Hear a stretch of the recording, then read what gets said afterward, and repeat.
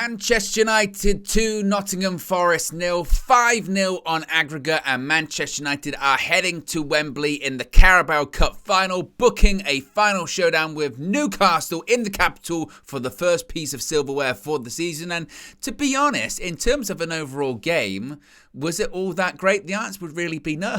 No. In terms of an overall game, it wasn't really a totally pretty watch. I think I was happy to see that Ten Hag had picked a really strong team to go out with, and I think we have to, and I said this to Mina before the match started, that I think we have to get into our heads that Ten Hag doesn't really like to rotate, but at the same time, he did make 6 changes from Reading, so I guess it's rotation. But also, maybe it's just a sign that we've got a good squad. We've got a strong squad. Is it light in certain areas? Yes. But really what turned the game on its head today was the substitutions. That Erik Ten Hag made in the second half. In particular, that triple substitution of bringing on Anthony Martial, Marcus Rashford and Jadon Sancho. He brings them all on, changes the game, brings them on for essentially that front three of Anthony, Weghorst, Garnacho, and as I said, it changes the game, and suddenly we get the goals from, as I mentioned, Anthony Martial, who just every time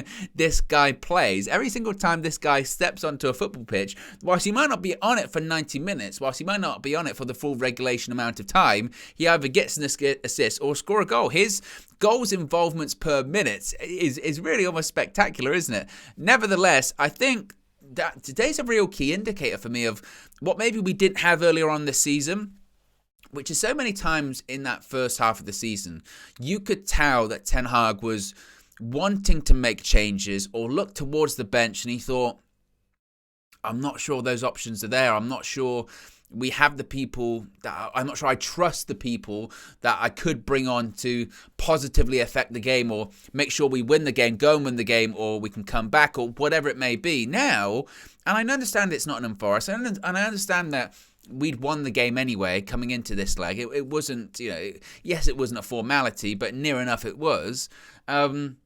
But still, he can turn to the bench and he can say, Marcus Rashford, you come on. Anthony Martial, you come on.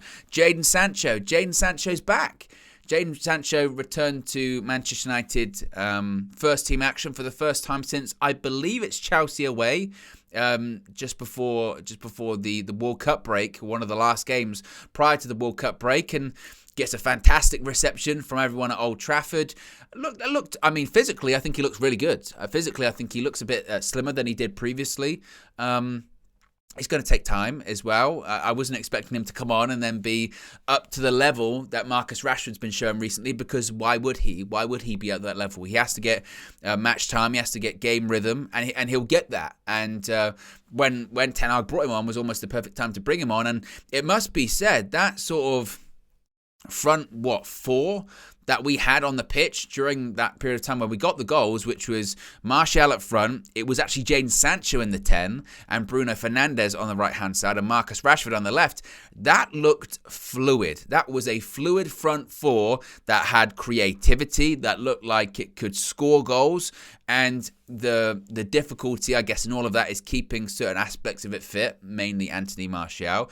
Bruno Fernandes, I think that's the best I've seen Bruno play from the right-hand side ever when Jadon Sancho was on. I mean, for the second goal, for Fred's goal, it's a fantastic ball with the outside of his foot, goes all the way to Marcus Rashford, puts it across goal, gets an assist for Fred, who just bundled it in, or came off the sort of knee to thigh region, for Fred to score the goal and seal the game and get that 5th goal on aggregate 5-0.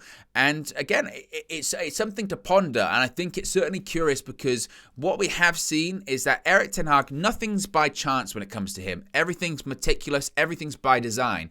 And Jadon Sancho coming on and playing as a 10, that's no accident. That's Erik Ten Hag testing out, okay, how could Jadon Sancho, how could that work? What could that look like for Jadon Sancho as a 10? Because Erik Ten Hag knows, now that the transfer window's shut, he's like, we're light in the number 10 role. What if something happens to Bruno? What if I want to rotate Bruno Fernandes? What do I do then? Jadon Sancho, I guess, with Donny van de Beek out and, other players out. and Kobbie Mainoo still developing, I guess Sancho might be one of the only options to play in that position. So we could be looking at not only a different look Sancho in terms of physically, hopefully mentally as well, but also in terms of his position in the team too. He might be coming in as a number 10. We've got options on the right-hand side, don't forget. We've got Anthony. Bruno Fernandes played on the right when all of the substitutions came on. We've also got Facundo Palestri, can play on the right-hand side. So maybe that's what Jadon Sancho's role is going to be in this team going forward. And it's really important to have those options. The options are really what won us the game today, what changed the game from a really passive, slow, lethargic game into a game that had a bit of life and a bit of quality on the pitch. Other people I do want to shout out, Casemiro. I mean, honestly, what more needs to be said about him?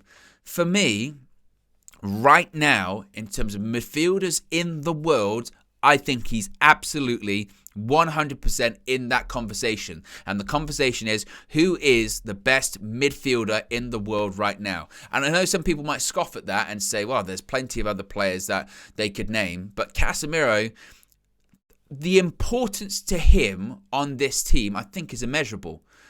Actually, that's probably not even true. It is measurable. Because when he didn't play against Arsenal, we lost. And had he have played, I don't think we lose that game because it was tight anyway.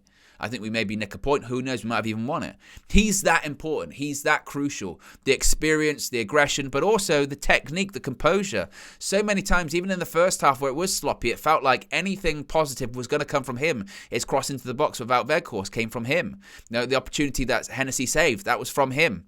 Second half as well, he's always looking for forward passes. He's always looking to try and break between the lines. And he's always looking to win the ball back as well. He's so much more, I know I say this and I repeat myself, and apologies, but he's so much more than just a defensive midfielder. He's a box-to-box, all-purpose midfielder. He can do it all, and he's in that conversation.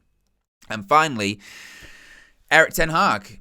The turnaround and the job that this guy is doing, you have to take a step back. Where we were when this guy came in. He was in the stands. Remember that? When he was in the stands against Crystal Palace on the last day of last season, Ralph Rangnick on the touchline. Manchester United was a mess and a joke of a club at that period of time.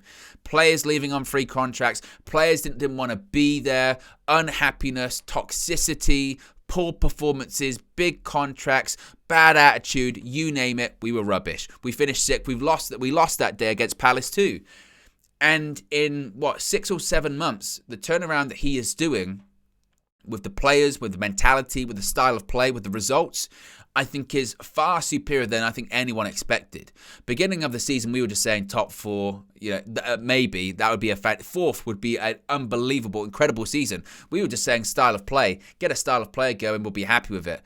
To now be competing for the first piece of silverware of the season. And yes, people can say, it's a Mickey Mouse trophy, or it doesn't matter. If you're in the final, it matters because it's a trophy and it counts. And Manchester United have gone far too long without one. And if Ten Hag can do it in 6 or 7 months, that would be absolutely so massive. And here's hoping it would be a springboard for the rest of the season. And even longer than that, it'd be a springboard into a new era for Manchester United. The Erik ten Hag era, but also the post-Glazer era. I know, hopefully, as the months go on, we'll get closer and closer to them going. And it just, as I keep saying at the moment, there is so much to be positive about, and it's spearheaded by this man, who I have all total faith in, and I think he can do it. I truly believe. And this guy is taking Manchester United places. So there you go. We're into the final. Wembley awaits. The question is, can we win a trophy? I think so.